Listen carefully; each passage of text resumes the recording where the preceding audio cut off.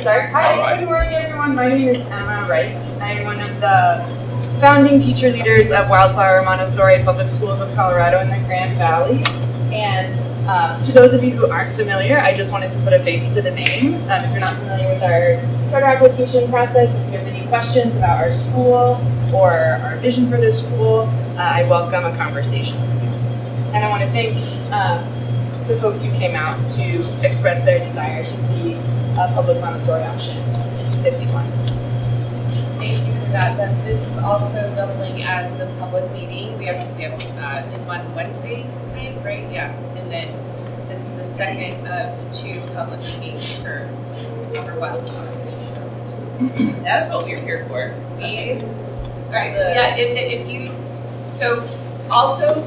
You don't have to stay until 11 you're welcome to. We'll be here till 11. But if you kind of said what you wanted to say and you'd like to take off, that doesn't hurt our feelings. We know you all have things to do. So, Mr. Jones said if you was leaving at 10. Yeah, Mr. Jones has a beach football game. Okay, well, I'll be here. Well, Sorry. I will be here till 11. So, that's okay. Sorry. No, he's got coaching, yeah. So, we go 9 to 11 or until if it wraps up earlier, then it does that too. I would like So you want to tell us just your support for the Montessori? Yeah, absolutely. She's very energetic, very sensory-seeking kid who ends up feeling disruptive in her classroom because kids have to act a certain way in the classroom. It makes sense for the structure of Chiquita that it is that way. So not trying to throw shade at the schools at all. Just want to kind of put that out there. But for our daughter, she's a kid who is very sensory seeking. She's also in the gifted program, and she's very, very curious about the things that are going on around her. And she really, even just in the couple of hours that we were working with Emma and Georgie, really blossomed into those activities, being able to get up and move around and have her interests be supported but self-guided was just phenomenal for her to see. And I'm sure that many of the people here know that for most families, a Montessori style education is just absolutely out of reach because of the factor of how much it costs to get access to private schools. And so for me, it would be just phenomenal to have a public school Montessori option for kids like my kid and others who are curious in guiding their own education, but need the kind of freedom of movement. So, thank you. Yeah, it's great feedback. Anybody else? Yeah. We were there as well. My daughter Izzy's right there on the end, and it was a really beautiful experience. Izzy, she spends a great deal of the school day generally kind of being corralled into not being disruptive, not moving around too much. She has a hard time focusing on the regular curriculum when she's not able to move around, when she's not kind of able to do things at her own pace. And I've never seen her respond in that same way to any sort of activities within her own school. So we were really hopeful and we really wanted to be here to support her.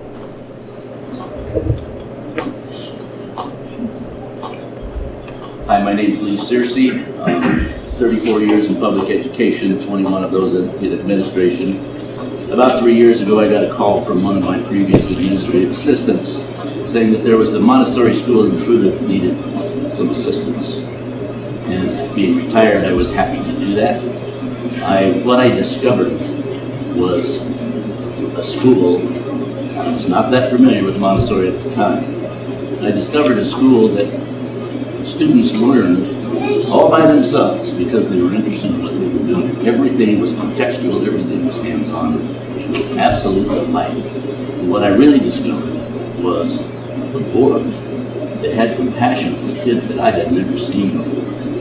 And I had 12 school districts in Adams County under my belt at one point, and I have not seen the compassion and the care for learning that I saw at the Montessori school. They're absolutely outstanding. And I could not recommend highly enough that this district support this effort we're talking about this morning.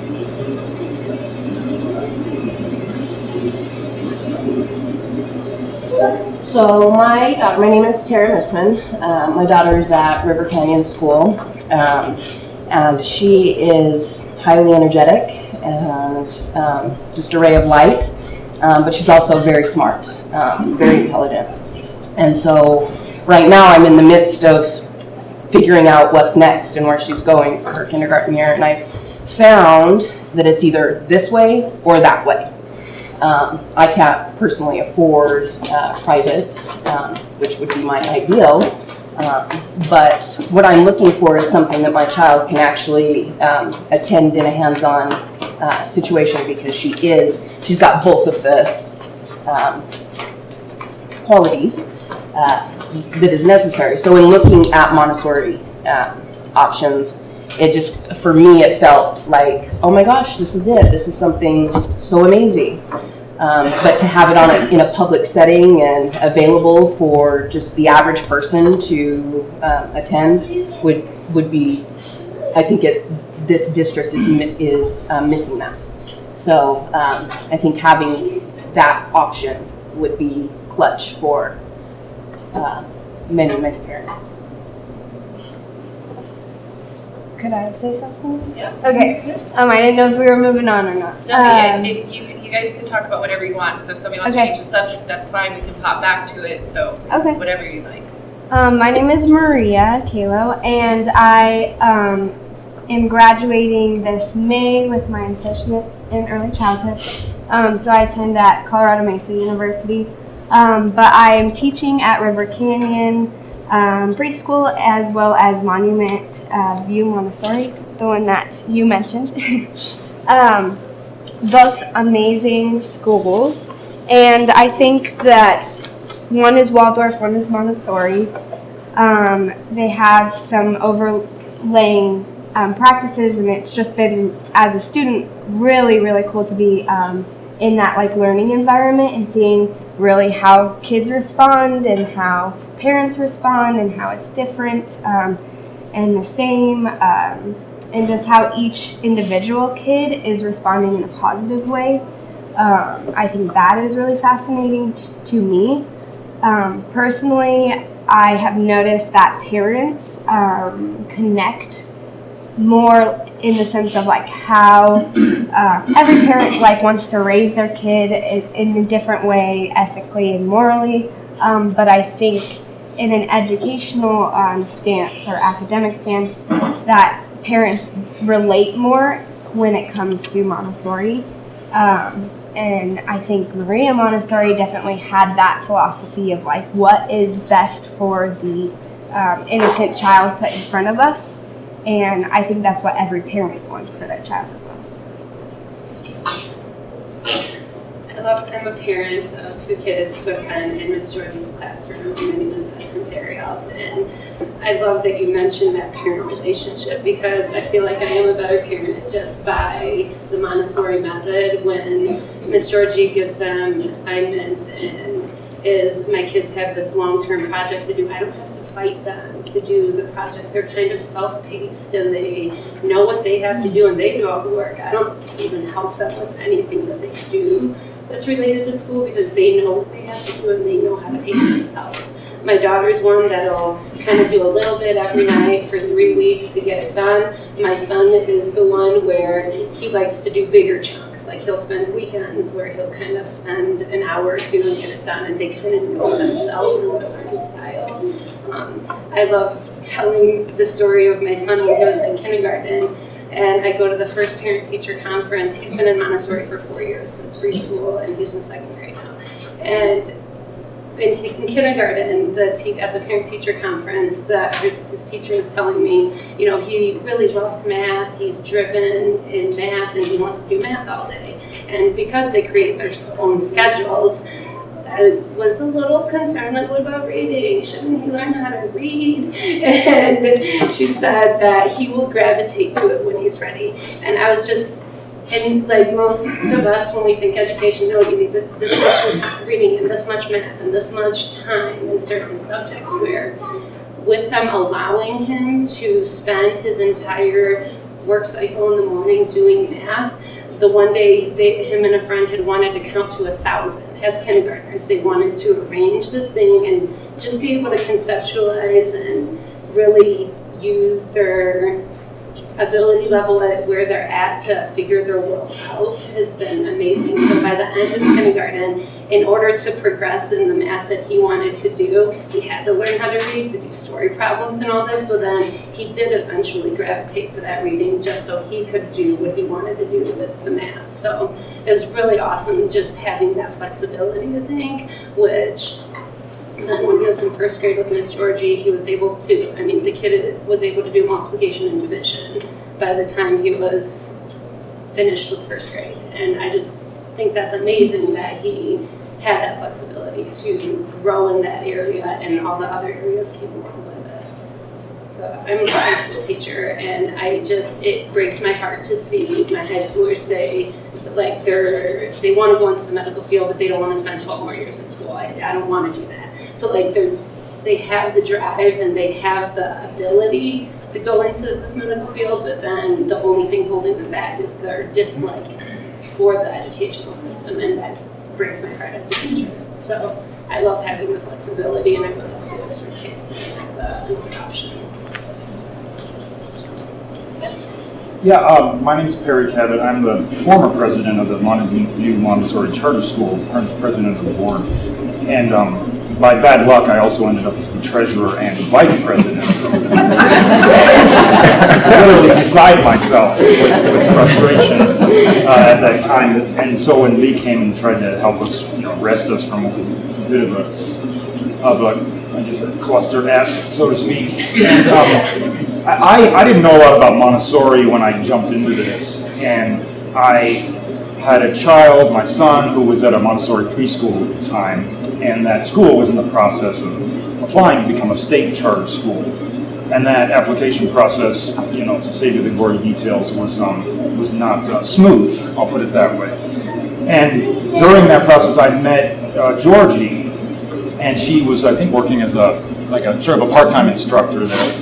And the reason, I'm not here so much to talk about Montessori, because I think folks here can talk about their children's experience, but Montessori it's not like McDonald's, where you don't go and get the same thing every time, right? Montessori has to be delivered in a certain kind of way. And so I'm here to talk about the Georgie Regal brand, so to speak. Montessori has a brand, and if you go to a school and you expect a certain kind of delivery of that material, you have to expect that the teacher is going to do that material properly. And so Georgie had a passion for this kind of subject matter, which I honestly didn't know a lot about, and she had worked there, and basically through all the chaos that ensued when we were dealing with a complete collapse of the board and what was looking like to be the school, I called Georgie and I said, I just need somebody to come in and stabilize this thing. It is literally a sinking ship. It's falling apart. And I had not known her very well. And I said, will you please just come to the school on Monday or whatever it was and just be there because the parents know you. And it was an awkward situation because we were putting her sort of in charge of a person that was at one point her boss, who was not happy with me at all. And those instructors, they had to be let go for very legitimate reasons. And Georgie devoted herself to this school, these kids in this process, and then later decided she wanted to get her actual Montessori degree certificate. So the board found a way to pay her to do that, and drove back and forth between here and Boulder, which is one of the premier Montessori, educational institutions in the country. And I will tell you this: she saved the school. There's people that everybody can be credited. The world needs more schools, and at the time, I just remember thinking, this is a school it's important to the community. But she, by being willing to step in and get the Montessori education that legitimized, not for nothing, the name of the school, because we didn't have any Montessori instructors. So she came in and legitimized the name of the school and has devoted herself to that school ever since that time. And so you don't have a school without qualified Montessori instructors who can deliver that material appropriately. And so putting your investment and your time and your energy into a person like this is the best thing you can do for education in in the world, in the state, and in this community. So I wholeheartedly support the application of these applicants to start this school, and I'm excited for your next journey, Georgie. Specifically for these two gentlemen, so the board just passed a policy that won't allow anyone who is on the board of a charter school to serve, to be elected, and to serve on the D51 board. If you only had one job, not three, do you feel that there would be an innate conflict of interest? I mean, I kind of have the feeling that you have to abide as a board, member of the board, you have to abide by state and federal regulations, as well as if you become a member of the D51 family, their rules. And if you ran and were elected to D51, you would take an oath to not favor a particular position or to recuse yourself if there was a conflict. Do you feel that you could only serve one master? I can answer that. Okay. This gentleman, I have never known anybody with the integrity that he has and the compassion that he has for anyone he is. I hate to say this, but I'm going to say it. I watched him weep one time over kids at board meetings. That's the kind of compassion that this man had, and his integrity would not allow him to be biased in any situation that was unfair to that situation. I know that for a fact. Don't talk to me, tell me. You asked the question. Is there a format like this So where let me just, you meet? I need I'm to- not sure why I'm being asked this question. yeah, Well, I think it, let me just bring a little bit of clarification. Yeah. So the policy we actually voted on was that it was someone employed by District 51. A board member who's a volunteer that serves on another board, I don't see how that's the same as, you know, a full-time teacher at a high school that would try to run for the D51 school board. So Part of your policy says if you are serving on the board of another school, like a charter school, you cannot serve on D51. It's in the paragraph above if you're employed. I'll have to Yeah, double check it. check that again, but I think if you look, I'm mean, I not was on a trying charter to serve school. on D50. You don't want me on this board. I'm really bad luck for so. Yeah, I'll check on that information, so. Okay. Well, I would never pay. My investment here is strictly as a personal favor to a friend to advocate support for her application. And And I will make no money on this either. We feel you.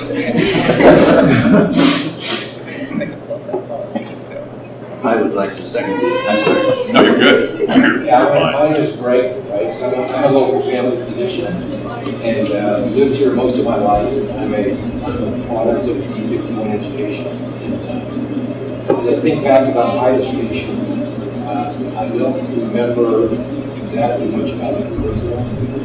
I don't remember a lot about what books we were asked to read, how to read. The things that stand out in my memory are a handful of dedicated, passionate teachers motivated me, helped me to continue my education.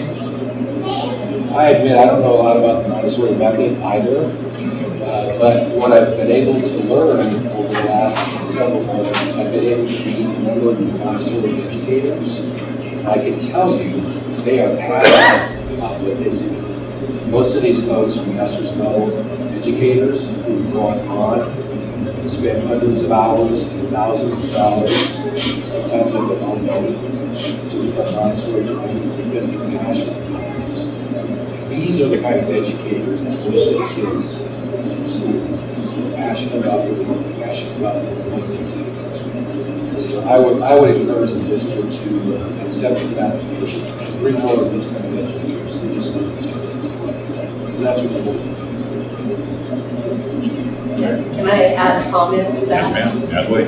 I work for the school district, I'm a custodian, and we do have a lot of those teachers and they're stretching thin. But I'm gonna kind of change the subject a little bit, but you know, they out of their pocket, they put in the hours, they put in the time, they're very dedicated.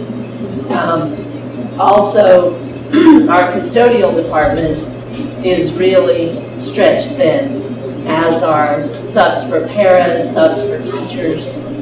It's getting more and more difficult every day we go. And I'm a day custodian. I work as a lead.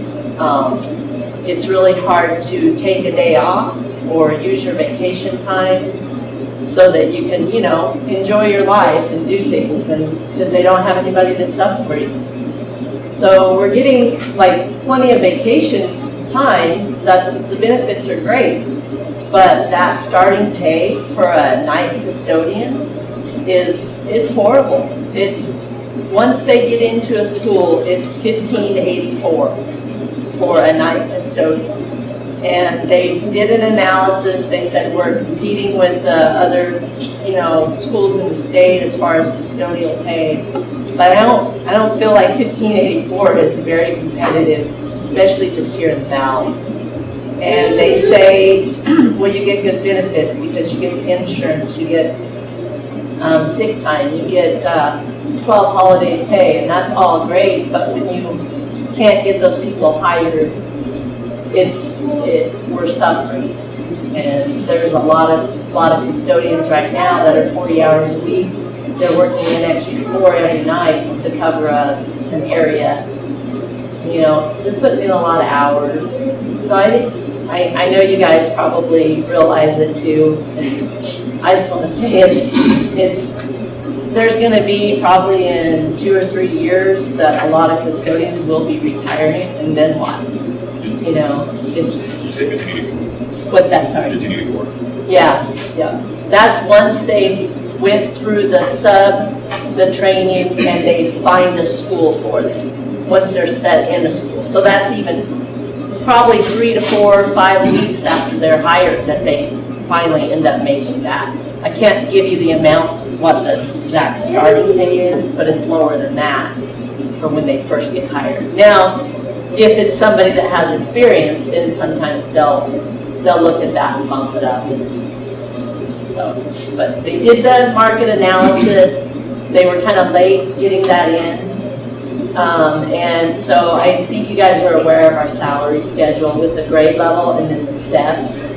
So they bumped us all up to a really good grade level. Like for my job in particular, we were 3 grade levels bumped. But then they took the step plan and made it to where it was what we initially made before that. So you really only got a little bit of a raise, which it sounded really nice, the grade level bump, 3 levels, but then your step, which is your actually hourly rate. We got a raise again, but like I say, I'm 25 years in the district, not as a custodian. I just started the custodial process for the last 5 years, but it wasn't enough. I'm pretty well set, because I was a secretary before, and like I say, I have plenty of time. But for those just getting hired and that are 5 years in, it's not very much money. And they're getting frustrated. And there's 7, I think at least 7 jobs now. We're probably the biggest department right now that has the least. We're to hire. We have that, or the most to hire. Job openings to hire. So that's why I'm here today, is kind of bring that to everyone's attention.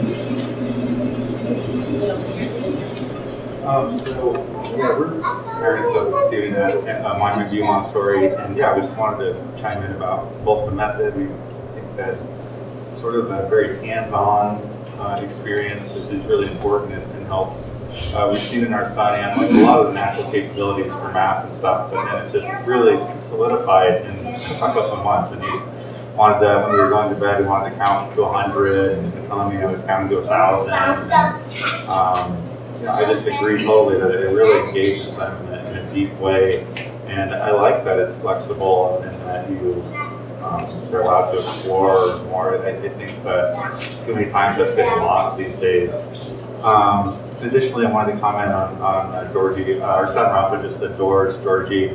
When she was out sick a few weeks ago, he was just devastated, and he made sure to greet her when she came back in and said that he missed her. He just loves her and her teaching style, and I just think that she's a person that we can absolutely depend on to put up an amazing school along with Emma. And so, and then finally, I think that, having it in a more central location where, more variety of people could attend, I think is really important, just so that, just a little bit more equitable opportunity for people of different backgrounds. And so I just think that all the reasons really align, so I hope you'll approve the charter. I don't know if you have anything to add. Church wife, but we've just been so pleased with Zoom Montessori curriculum and. No, go ahead. Go ahead, Keith. So I love that we have so many positive. Did anybody have any struggles with it, or is there anything that, I know every school's not perfect, so what are some of the struggles that you've had with the school, or, any negative experience that you may have that doesn't, everybody wants to hear good things, that's great, but we also want to hear struggles and how you've overcome the struggles. So does anybody have anything negative, or not negative? Yes, challenges. Yes, sir. Until 3 years ago, I was subbing in the district in retirement, and I was doing administrative subbing as well as in the classroom. And my license came up for renewal. And I decided at that time, I was 75 years old, I didn't know how much longer I wanted to do this. So I wanted to go 1 year at a time in license. The sub-office told me that if I didn't go for 3 years, they would dock me $20 per day. And I said, "You're kidding." And they said, "No, that's policy." And I said, "Thank you very much, have a great life." But I might want to take a look at that. Because I know we need subs.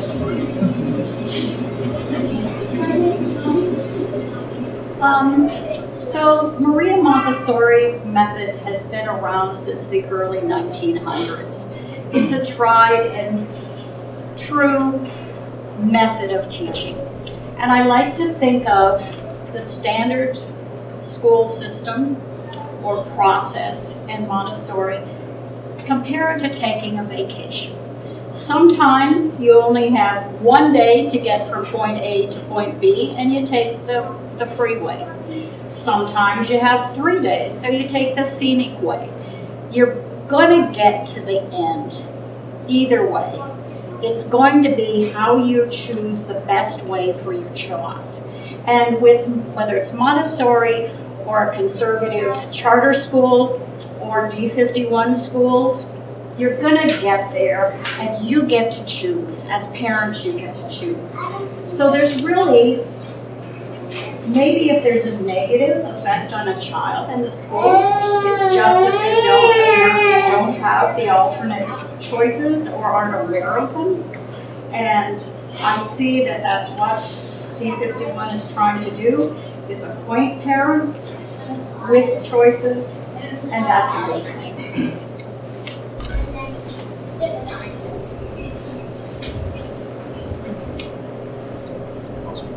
Did you want to say something? I was going to touch on being familiar with the D51 framework and wanting our students to collaborate and teamwork and communicate effectively with their peers and adults.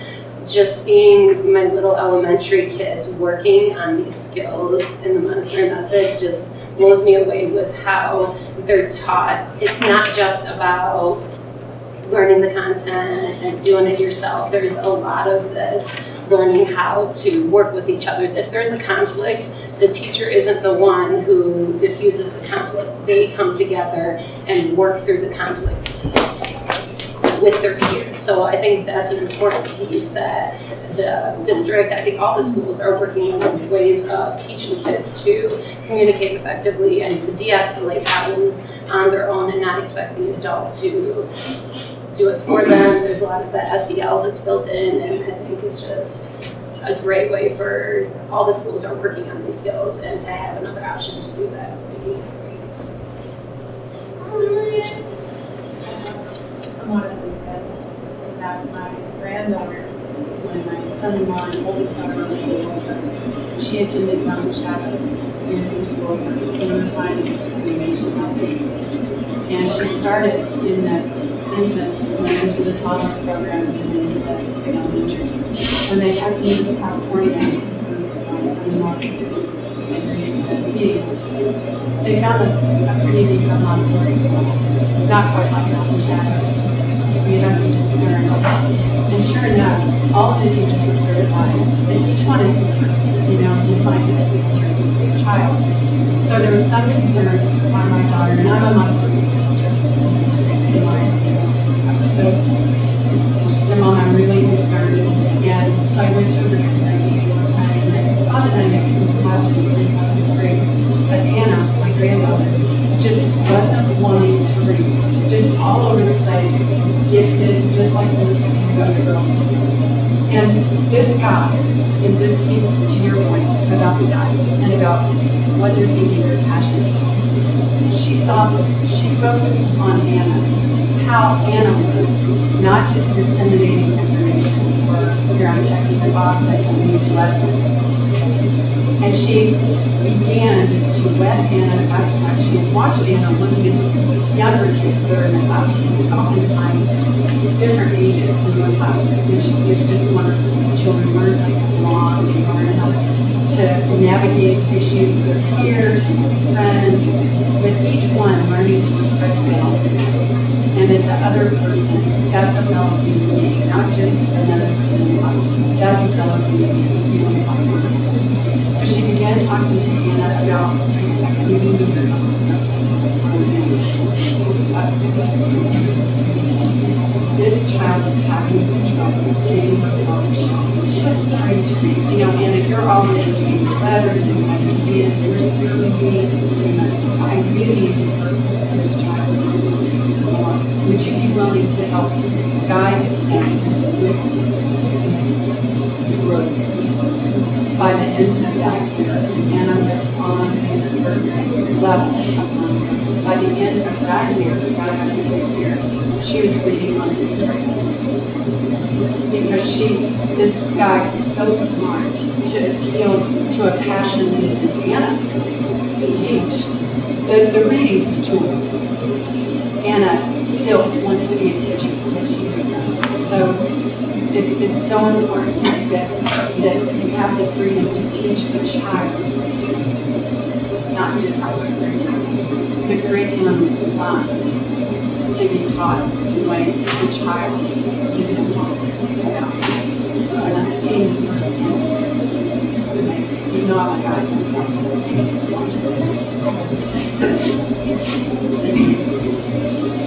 Yeah, I'll probably turn this question into another compliment about Georgie, but the problem that we experienced with Montessori was that because it has a sort of a mystique almost around it, a lot of parents come into that experience at school with a completely different perception of what it's all about.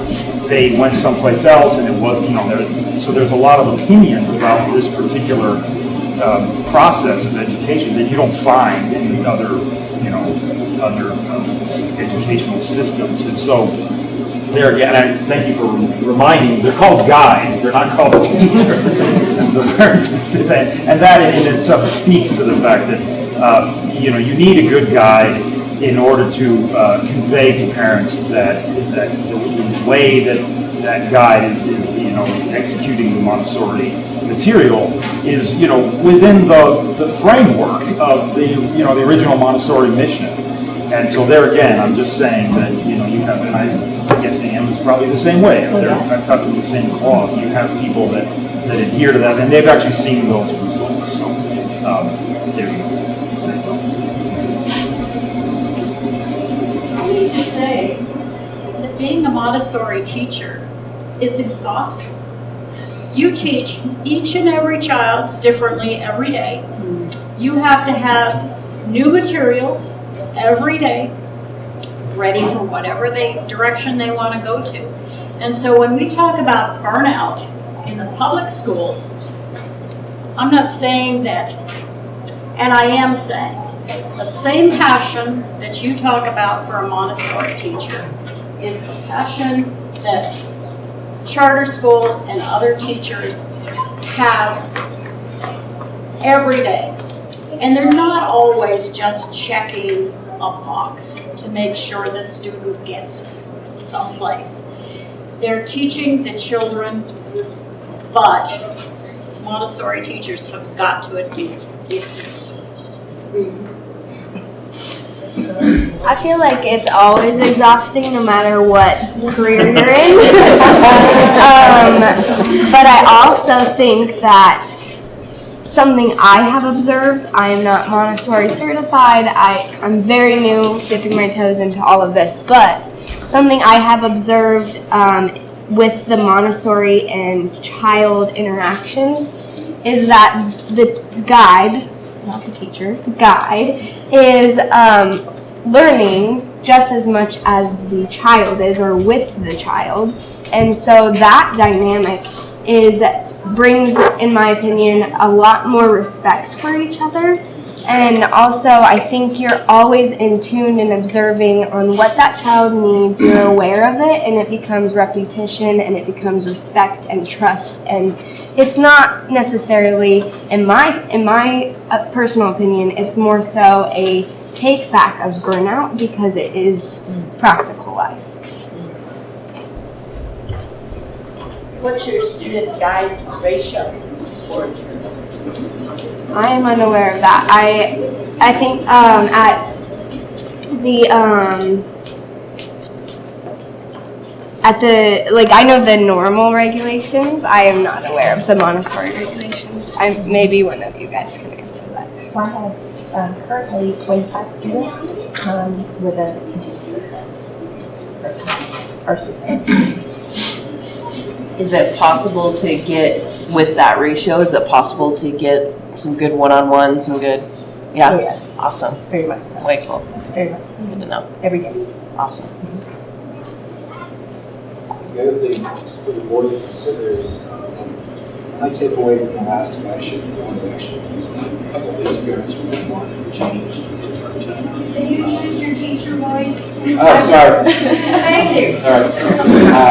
I was just mentioning that one of my takeaways from the last board election was it seemed that parents were most interested in a couple things: more say in the education of their children, and more choices in the education of their children. And there have been other charter applicants that have come here, I think, before you or prior boards, and basically said, we want released. We don't want to be part of District 51, and some of those have been granted. I think the thing that's unique here is this group is coming to you and saying, we want to be part of District 51. We want to provide some choices in the district. We don't want to have to go outside the district to have those opportunities. So again, I think that's a big selling point for this group, is that they want to be part of District 51. I'm here asking to be that, so I would again encourage you to make the application.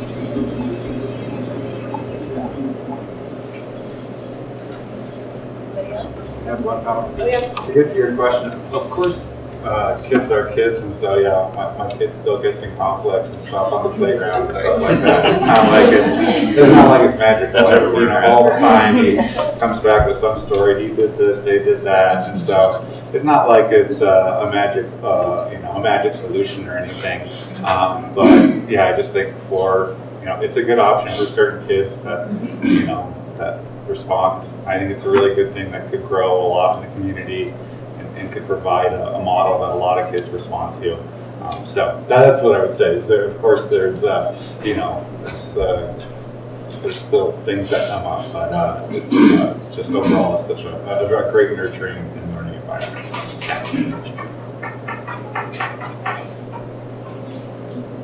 Yes, sir.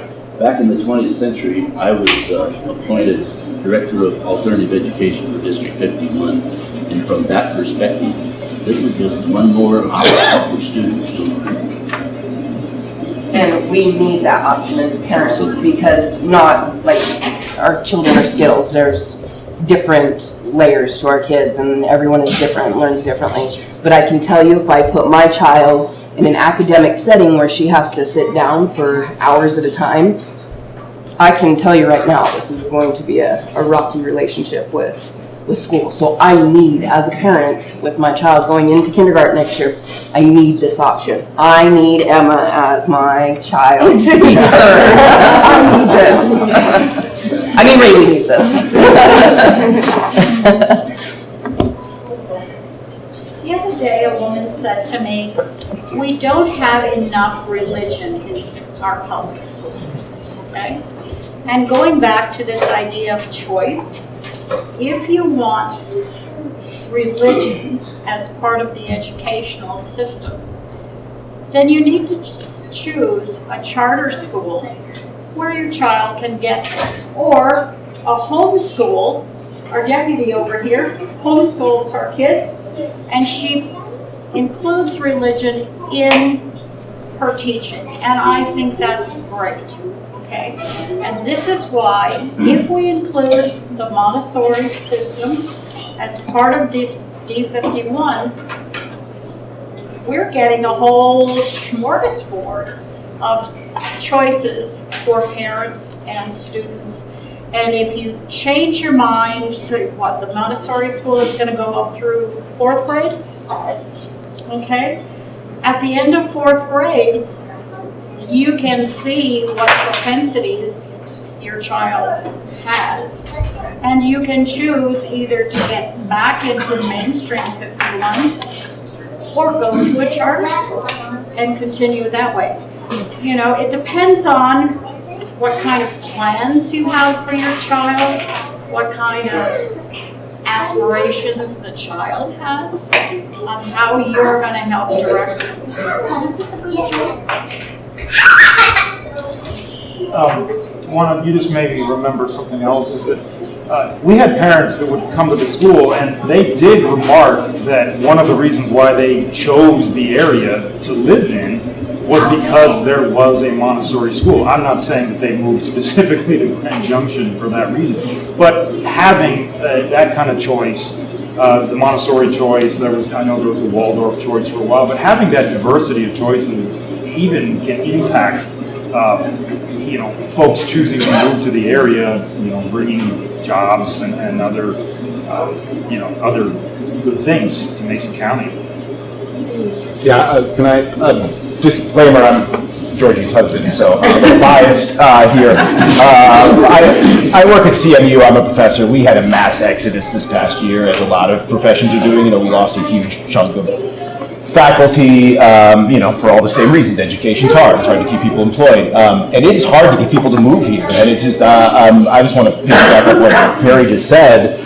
And not that this is the solution, but one of the things we find as I'll be on 3 more search committees this year for jobs that we're trying to fill, and we have such a hard time filling them. And every little thing that we can point at in the Valley is good. I mean, because, everyone loves it. It's beautiful here, but trying to get a professional out of a major city to come and move here, everything we can point at when it comes to, and education options, I think, is one of the things that people ask about first, is they want to know if this is going to be, because if they're going to come here, it's probably because they want to be in this slightly more secluded, kind of cool area, but no one wants to give up their choices.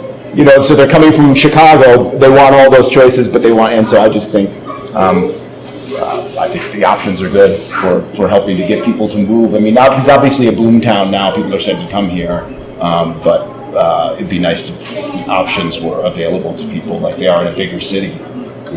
So jobs is a good segue. We have 20 schools in this district who have no librarian. And if you look on the employment page, there is not an ad for librarians. Another 20 schools have librarians. The ones in between have para-librarians. A para-librarian is trained to fill out checking out cards, to reshelve books, to help during a public event. And the growth rate for paralibrarians is between -4 and 0%. That means when you get a paralibrarian job in District 51 or anywhere else, there is no growth. You have no career ups there. So one of my questions would be, in the Montessori school, will you have a library? Will the library be in the room? Will your guides be trained in some sort of library science? So another key component of our school model is that we're a micro school. So our application is putting forth a request to open 4 micro-sites, we're calling them. And each site would be 1 or 2 classrooms, very, very small. So it really wouldn't make sense for us to have a separate library. We have included in our grant application very robust library requests. My training is in Readers and Writers Workshop. I spent 2 summers at Columbia learning directly from the source. We're very passionate about literacy and getting books in kids' hands. So that's integral to our model, but we would serve as the librarians of the particular site with books in classroom at immediate reach to the students. Well, that's good. Okay. That's good. Thank you. It seems as if, on limited understanding that funding is what we're asking, what obviously is the limiting factor is funding for educators. And it's unlikely there's going to be a lot more funding coming into education. I just don't see that happening. My understanding is much of the funding is based on enrollment. Number of students enrolled in the district directly relates to how much funding you get. So it seems to make sense to me to try to keep as many students in district as possible. And because the charters that are out of district, they're, for lack of a better word, they're siphoning off students and funding from the district. Is that correct? Would you define it that way? Or? It's a little bit more nuanced than that. So we have three avenues of funding, and Lee, you could probably chime in at any point too. So we get money from the federal government, we get money from the state, which is that per pupil revenue, like when you hear us say PPR, and then you have local money, which comes from your mill levy. So I'll just talk about funding right now, and then I'll talk about the second piece, which is the charters outside the district. So we have one of the lowest mills per student, probably in many of the other school districts, around Colorado. So for a long period of time. yeah. So our first, and it's a challenge because I think it's twofold, right? You've got to get your community on board to vote for a mill levy override, which is what's tied to your taxes. If you guys get on the assessor site, you can see what fees go to the district. We've been talking a lot about this in our board meetings because that mill levy money is where it's more local control. And so if we're only going to get a certain amount from the state. I know we're working on our state financing formulation, which we feel here in Mesa County, and I think there's good evidence to show that we don't get the funds that we probably should from the state for the size of our district and so on and so forth. And that gets really complicated. I've even had engineers tell me that they've looked at our state funding formula and it doesn't make any sense. So this is where you all can talk to your state representatives, which we'll find out, I guess, on Tuesday, if that will be Rick Taggart or depending on what district you're in, whether it be Matt Soper or, and you'll have to, Damon Davis and I don't know who's running against Matt. So anyways, you have to talk to your representatives. Alice Marie Slade. Thank you. So just be mindful that might be a good email to your state representative to say, please, when you're in session and you're talking about education, we need to talk about our state finance formula, and we really need to get that squared away. So that's one thing. We do need to we do need to be thinking about, and the board will be talking about, the current mill levy override we have sunsets in 2027. It came out in 2017. That has given the district a lot of ability to, in a sense, kind of get organized. It's the same as running a business. You can't go out and buy supplies if you're not exactly sure what all your revenues will be. And we have a demographer that does come and give us all kinds of information looking forward with the district. And we know that millennials are just not having as many children as prior generations to them. So not only did we have students leave, because of the events over the last couple of years, and we're down by about 400 and some students. The challenge is going to be moving forward. We're just not going to be having as many kids come into the school system. So that again affects that per pupil revenue that we would get from the state. So we're just going to put a little plug here that there'll probably be something coming up in the future where we are going to need more mill money for the district. And I would implore you, I'm not all for like raising a bunch of taxes. However, if our local community wants to have more say and more involvement in our schools, then we need to be giving more of our own money, to our schools. And so I can tell you, it's made a huge difference in the way the district can operate, because we just know what monies we have there. And it helps us by, like we talked about, our new reading curriculum that we're purchasing this next year. Those are going to be ongoing costs that we'll still need to have, and those things are not cheap. And so it's just those are the three basic fundings. So the charters out of the district. So yes, you could say that they would appeal to people that would probably pull their kids out of a district school and put them in a charter school. So that is one piece of it. What we found is that typically the charters outside the district, those students probably would have gone maybe somewhere else anyways, and so it's a little bit of both. Yes, it can take money, but that's not like the main factor that I think we get concerned about. So anyways, there's a lot of different factors that roll into it, because the parents that have come to us with those charters that are out of district, we're already doing something different anyways. So, or we're, again, kind of what we're hearing here is they needed that option. So they were going to go find it one way or another. So, but. Can I make a comment? Sure. Okay, of course I can. First of all, in a previous topic, we talked about no librarians, not with me, but with teachers in the schools, okay? And we were told that the district had money to hire librarians, they just couldn't find them. But if you can't find a librarian because you're not advertising, that's one thing. I'd also like to talk about the mill levy. The mill levy is a certain percentage of property tax, okay?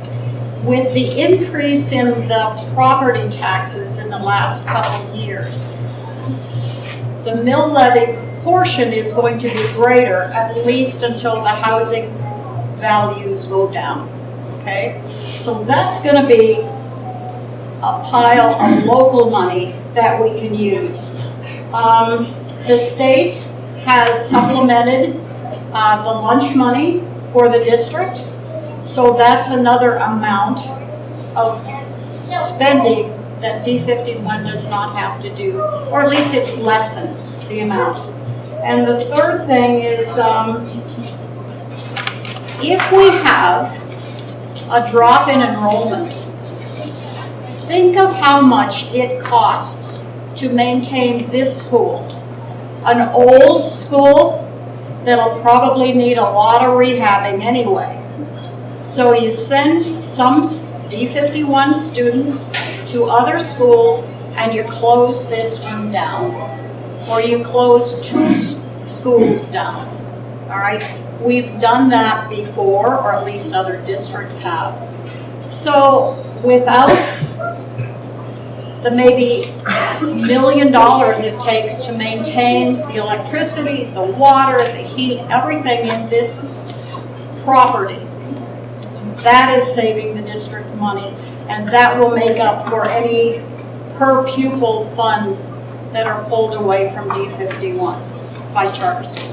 But if you're also looking at, if you do close the school down, then you have a busing issue, you have transportation issues, so you've got to weigh that in. Libraries, I believe, because I work in a school where we don't have a librarian, but the teachers step in and they have their kids go to the library. They have that total experience of checking out books, doing what a normal librarian would do. I believe they had a choice, maybe, and I think what happened with the school I'm at is it was a better fit for maybe hiring an extra para or somebody that was not just in the library but was out supervising and safety concerns with kids. So that's probably why some of those schools don't have a librarian, because they chose a different route, but they still fill in and they still have that library experience. What do the teachers do? When kids go in and pull books off the shelf, and a librarian does more than just check out books. But you're going to have books pulled off the shelves, they're going to have to be reshelved, Yes. and we all know how difficult that is. Picking up after the kids, it's not a desirable, it's not an impossible situation. I'm just saying it's not a desirable situation, and the district doesn't seem to be trying to solve those problems. So can you're exactly right. Librarians are left to be hired by each principal in their building. So if the district wants to have librarians district-wide, then we have to take that back from the principal, and then we have to figure out the funding and then say, yes, we'll hire for every librarian position, which is why it's not on the district website, because those jobs are for whatever we're providing district-wide, where principals then have the autonomy to pick whether they want a librarian or whether they need a para. And some of them, unfortunately, I know they love it all, but they have a certain amount of funds where they have to pick what it is that they're going to put in their building. So that is the model right now.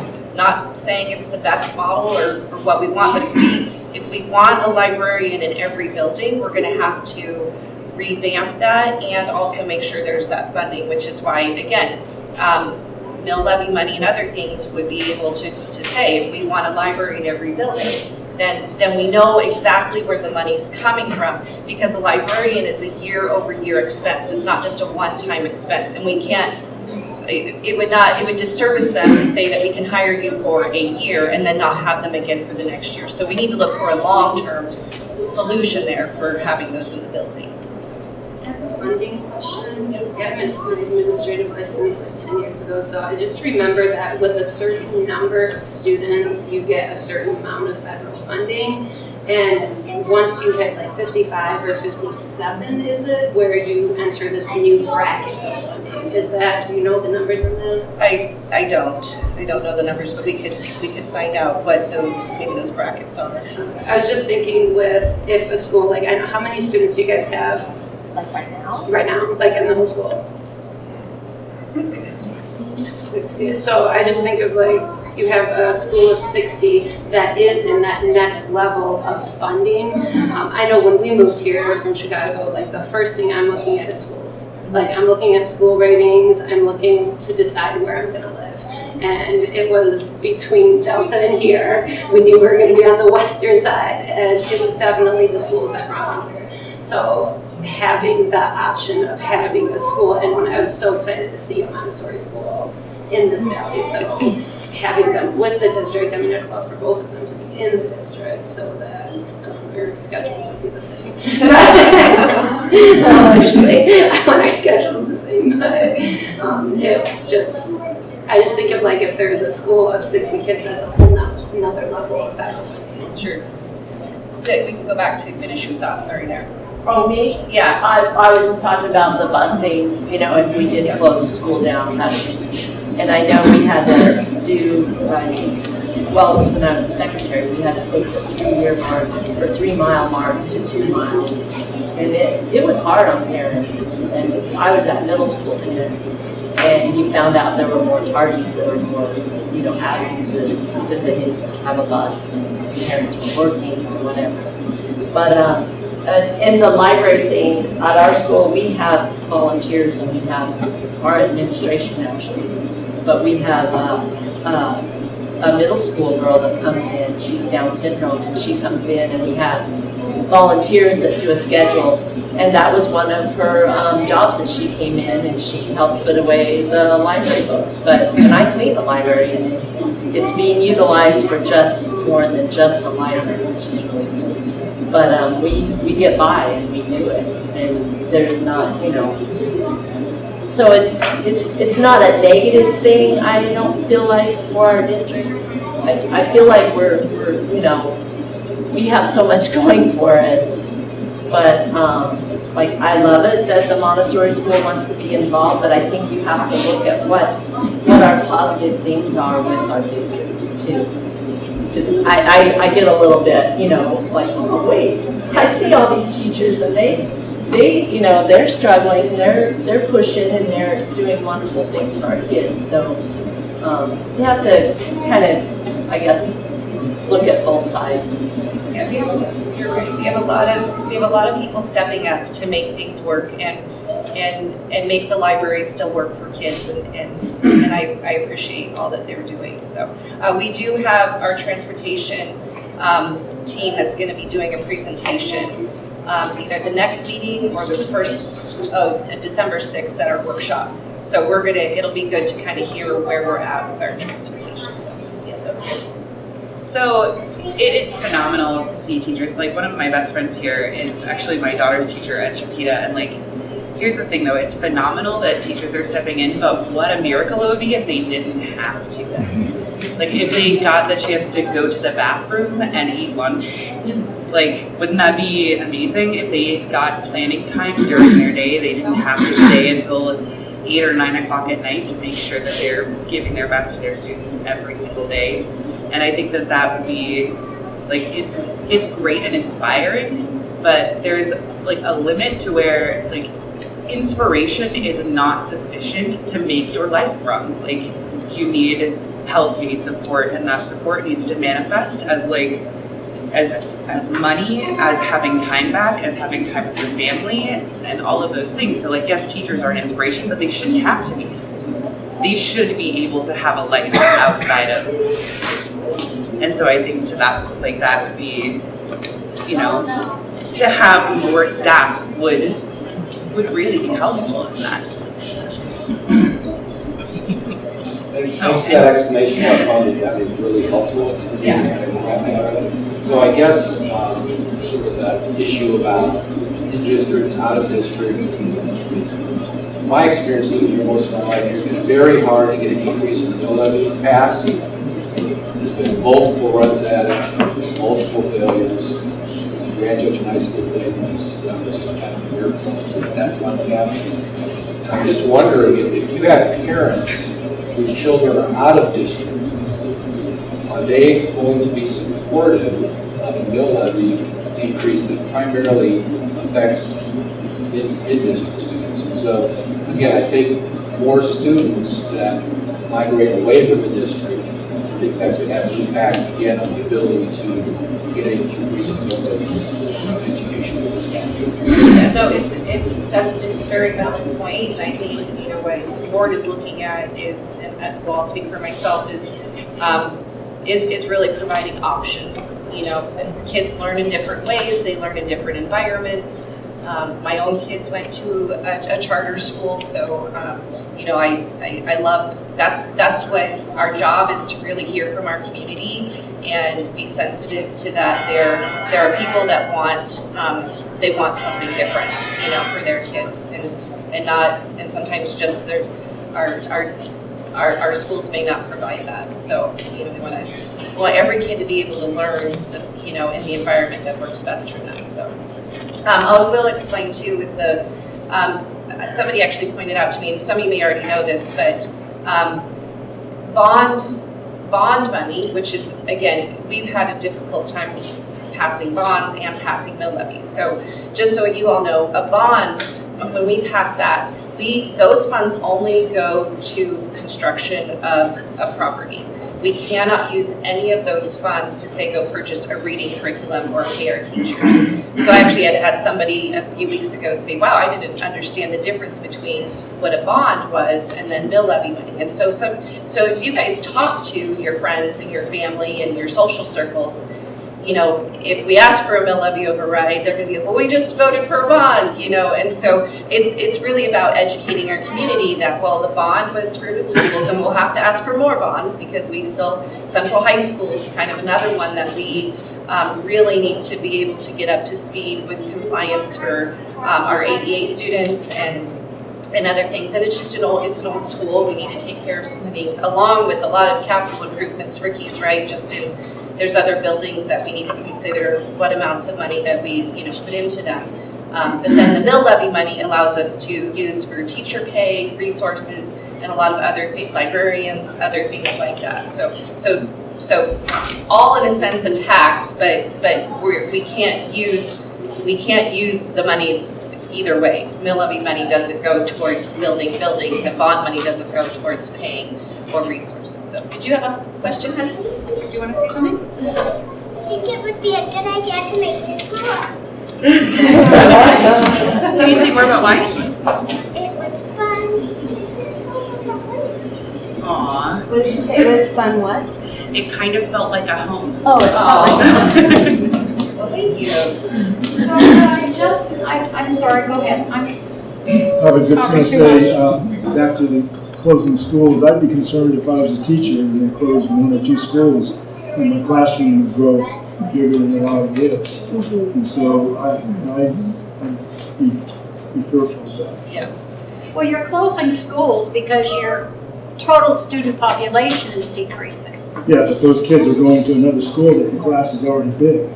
And so, teachers. No, the classes all over the district would be going down. Well, there would be a transition point though where you'd have to you'd close a school and we still have 25 students at a second grade class, or that then we have to disperse those students. Also, with what comes with closing a school is redistricting, because then we'd have to work on a redistricting map to show where those students would have to go. In thinking, the board is always kind of looking forward as to what we have to do, and I'm by no means saying we're closing any schools right now, so I don't want that to be misconstrued. But one thing, just in having to think about it, be prudent about it, is if we do have a teacher shortage, what we would then do is move teachers in and either have maybe two teachers per classroom, or things that we would have to do to help accommodate that. Because we don't want to add insult to injury in that we then have to shut a school down and now we've added another impact on a higher classroom count. So very, very good point. It's something that we're going to have to think about. The district is having a hard time finding teachers. When the school started in August, you were down, 30 teachers? Every district did. Yeah, but still down 30 teachers. But the way this would work is that the total number of students across the district would be reduced. So you might have it nicely, a second grade classroom that is down to 12 second graders. And so it would be beneficial to the district to pick up students from a closed school and send them over to fill those spaces, so that you don't have an underpopulation. Well, and we'd have to consider how many students in those classes are impacted, if there's special needs, other things. So, there's a lot of moving parts that Do you think we are moving? Yes, and transportation. Are we moving towards that? Well, it's going to be, well, yeah, the demographer has told us that at a certain, like looking forward, just, you know, people are just not having as many kids as previous generations. And so, yeah, it's something that we will have to look at. And every year our departments look at how many kids we have per class. And when we do have a class that says that's only like 12 students, we try to work on combining those, and sometimes at the beginning of the year we have to move a teacher over if we have somewhere else where there's, you know, based on that school we had a huge, say, first grade class. So the district just needs to be mindful that if we have to do something like that, we want to get out in front of it and plan rather than scramble and not get people prepared and the community prepared or parents prepared if we need to do that. So, and as a past registrar, that is a hard thing because you've got a whole bunch of people moving away, and then 2 weeks later you've got a whole bunch moving in. Yeah. It's crazy in this valley, and I've seen it 10 years, and you just don't know, you know. So. Well, it depends on if there's a new development. You build 250 homes over in a development in the Redlands, and all of a sudden you've got a whole bunch of high schools. That's part of it, but you also have that transition. There's renters at one end of the valley. I've worked at a school and went over to another school because I did a sub thing, and I'm like, you were at Lincoln, and now you're at Chatfield or whatever, or you know, there's that transfer there within our district because we have so many elementary schools, we have so many middle schools. The schools in the district usually being like she has first, second, and third graders in one classroom. Do any other schools have that or? In years past, some schools, like when I was in college and I worked at Chatfield, when I was working on my teacher's education, we had combined classrooms where we did first and second grade together, and then sometimes second and third.